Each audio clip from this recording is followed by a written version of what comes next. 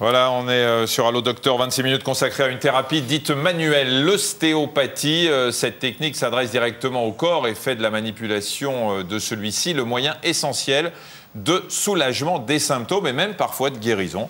Mal de dos, séquelles de traumatisme, rhinite et même stress. Le domaine d'action des ostéopathes va vraiment de la tête aux pieds. Alors comment choisir son ostéopathe? Faut-il choisir un ostéopathe qui soit aussi médecin ou pas?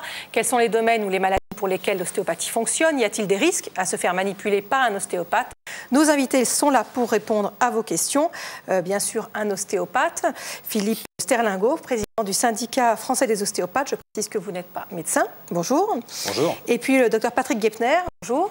Rhumatologue à l'hôpital de Suresnes près de Paris. Je vais enlever la photo d'Adriana Carambeu parce que ça déconcentre le docteur Guepner. Je suis désolée de vous balancer. Oui, ça vous déconcentre. Vous me la laissez quand même.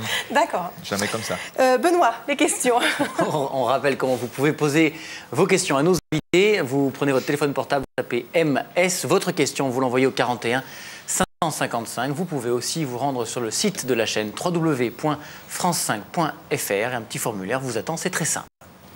Alors l'ostéopathie n'est pas reconnue en France comme une médecine à part entière, seulement comme une discipline annexe, contrairement à ce qui se passe dans d'autres pays. Les conditions d'exercice de ce métier viennent toutefois d'être précisées par décret en mars dernier, ce qui ne fait pas l'unanimité. Cécile Guéry-Riquier et Gaïa Arceli.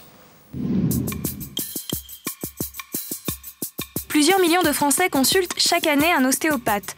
À la fois préventive et curative, cette pratique est surtout utilisée dans les douleurs du dos et de la nuque, comme le torticolis ou le lumbago, mais le champ d'action est beaucoup plus vaste. Selon les ostéopathes, le corps ne fait qu'un, toutes les parties de l'anatomie sont liées, comme une belle mécanique. Pour que le patient retrouve son équilibre et son bien-être, le praticien intervient directement par des manipulations et dégrippe ainsi les rouages du corps. Jusqu'en 2002, seuls les médecins avaient officiellement le droit de pratiquer l'ostéopathie, ce qui n'était pas respecté. De nombreux praticiens se déclaraient ostéopathes et dans l'eau, il était difficile de savoir qui était qualifié et qui ne l'était pas. Après des tractations serrées, les conditions d'exercice de l'ostéopathie ont enfin été définies officiellement cette année. Les ostéopathes ont maintenant une pratique réglementée. Leur diplôme est obtenu après 6 ans d'études. Ils peuvent être consultés en première intention. Toutefois, la manipulation du rachis cervical ainsi que de la tête du nourrisson nécessite un diagnostic établi par un médecin. Le prix moyen d'une consultation est de 50 €. La France n'est donc pas pressée de qualifier l'ostéopathie de médecine comme d'autres pays, tels la Suisse, car cela obligerait la sécurité sociale à rembourser ce type de soins. Alors, première question de Nicolas pour Philippe Sterlingo. Il existe différents types d'ostéopathes, nous dit-il. Quels sont les praticiens reconnus et agréés par le ministère de la Santé ? Écoutez, aujourd'hui, on est sur une situation un petit peu intermédiaire. En fait, comme le disait monsieur, le décret est sorti fin mars.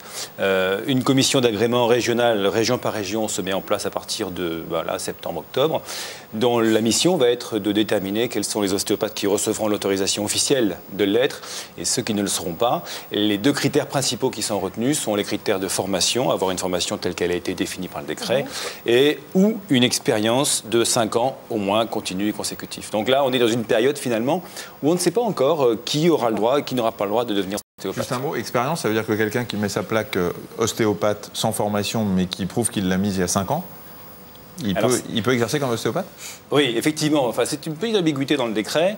On demande à chaque personne de justifier de la formation et de l'exercice, mais le décret prévoit que l'une ou l'autre des conditions pourraient être suffisantes, ce qui nous a fait un petit peu réagir, effectivement. Je pense qu'en réalité, les commissions régionales vont essayer d'apprécier globalement la qualification de chaque ostéopathe. Est-ce que la consultation chez un ostéopathe est remboursée par la Sécurité sociale? Alors non, aujourd'hui, la consultation n'est pas remboursée par la Sécurité sociale pour une raison simple. Les ostéopathes ne sont pas une profession de santé, donc ne font pas partie des professions remboursées par la Sécurité sociale. Par contre, de plus en plus de mutuelles aujourd'hui remboursent les soins de l'ostéopathie et je pense que ça va aller crescendo dans les mois qui viennent. Quelle est la différence